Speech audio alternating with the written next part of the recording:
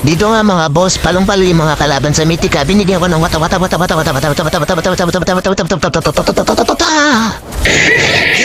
Personal card dito guys, ang galing tumakas. Grabe, ayun na.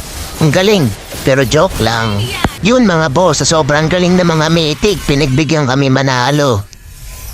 What a nice. Starting pa lang boss, alam na agad. Akala ni Bossing mag-isa lang ako dito, pero yun ang inaakala niya. Kaya nabigyan namin siya dito, Boss Pin. Dito nga mga boss, pinipilit nilang dumalaw sa lane ko. Grabe guys, ayan o. Kaya ginawa ko nilang pinagbigyan ko yung Harley. Tiw! Pinipilit talaga nila mga boss, ayun o, mag-clash talaga sa lane ko. Ayan, dahil dyan, pagbibigyan natin yung Layla.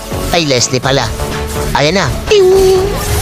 Galit na galit yung Harley sa akin, boss. Mukhang mamamatay na ako. Ayan na. Joke lang.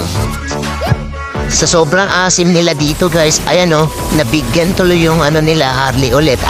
Takbo ka na! Tiw! Boom!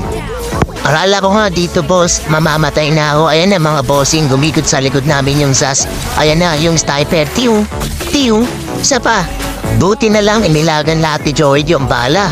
Kaya yun, lubos yung buhay. What a nice. Dito nga mga bossing, mapayapa ako nag-clear ng wave. Pakita ako yung Lolita, ayun na, binato ng Joed. Kaso sumalag, ayan na. Kaso tumatalab yung balisong go. Hanggang sa...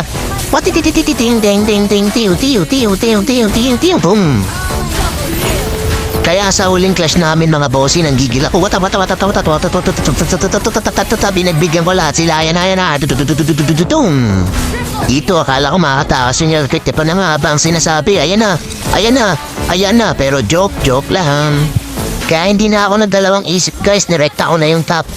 Binasag ko na yung Tore. Ayun na, hanggang sa binasag na namin yung ice cream. Good game sa lahat ng mga bossing na nakalabang go. Ang lulupit ninyo.